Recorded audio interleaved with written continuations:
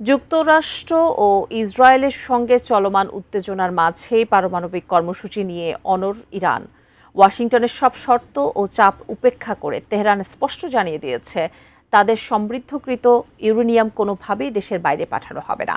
এ সিদ্ধান্তের পর মধ্যপ্রাচ্যের শান্তি আলোচনা কি তবে ভেস্তে যেতে বসেছে? এ নিয়ে বিস্তারিত জানাচ্ছেন ত্রিবেণী তনু। পারমাণবিক অস্ত্র তৈরির অন্যতম প্রধান উপাদান সমৃদ্ধকৃত ইউরেনিয়াম নিয়ে এবার চূড়ান্ত অবস্থান স্পষ্ট করল ইরান। কূটনৈতিক ও সামরিক চাপের মুখেও নিজেদের কৌশলগত অবস্থান থেকে এক চুলও নড়তে রাজি নয় তেহরান। ২১ মে রয়টার্স সূত্রে জানা যায়, ইরানের নতুন সুপ্রিম লিডার মোস্তফা খামেনি এক জরুরি নির্দেশনায় জানিয়েছেন, দেশের সমৃদ্ধকৃত ইউরেনিয়াম কোনো অবস্থাতেই বিদেশে পাঠানো যাবে না। সুপ্রিম লিডারের এই নতুন নির্দেশনার মাধ্যমে মূলত যুক্তরাষ্ট্রের সঙ্গে চলমান শান্তি আলোচনায় নিজেদের অবস্থান আরও কঠোর করল ইরান। তেহরানের এই অনড় মনোভাব মার্কিন প্রেসিডেন্ট ডোনাল্ড ট্রাম্পকে যেমন হতাশ করতে পারে, ঠিক তেমনি ইরান, যুক্তরাষ্ট্র ও ইসরায়েলের মধ্যকার যুদ্ধাবস্থা অবসানের আলোচনাকে আরও জটিল করে তুলতে পারে বলে মনে করছেন বিশ্লেষকরা।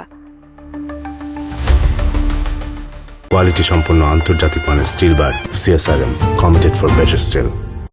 ইসরায়েলি কর্মকর্তাদের দাবি, মার্কিন প্রেসিডেন্ট ডোনাল্ড ট্রাম্প তাদের আশ্বস্ত করেছিলেন যে ইরানের সঙ্গে কোনো চুক্তি হলে সেখানে সমৃদ্ধকৃত ইউরেনিয়ামের বিষয়টি অবশ্যই অন্তর্ভুক্ত থাকবে এবং চুক্তি অনুযায়ী তা অন্যত্র স্থানান্তর করা হবে। কিন্তু মোস্তফা খামেনির এই নতুন নির্দেশনার পর ট্রাম্পের সেই পরিকল্পনা বড় ধাক্কা খেল। ধারণা করা হয়, ইরানের কাছে বর্তমানে প্রায় 400 কেজি সমৃদ্ধকৃত ইউরেনিয়াম আছে, যা দিয়ে অন্তত 1 ডজন পারমাণবিক বোমা তৈরি করা সম্ভব।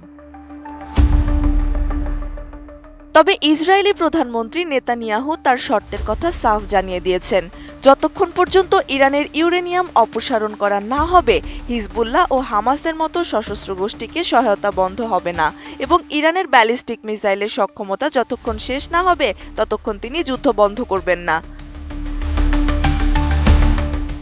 তবে ইরানি কর্মকর্তারা বলছেন, সমৃদ্ধকৃত ইউরেনিয়াম দেশের বাইরে পাঠালে ইরান আরও বেশি অরক্ষিত হয়ে পড়বে এবং যুক্তরাষ্ট্র ও ইসরায়েলের হামলার ঝুঁকি বহুগুণ বেড়ে যাবে।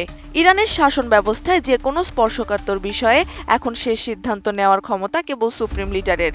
ফলে মোস্তফা খামেনির এই নির্দেশনার পর মধ্যপ্রাচ্যের যুদ্ধবিরতি আলোচনা এখন খাদের কিনারে এসে দাঁড়িয়েছে। ত্রিবেণী তনু, ATN নিউজ।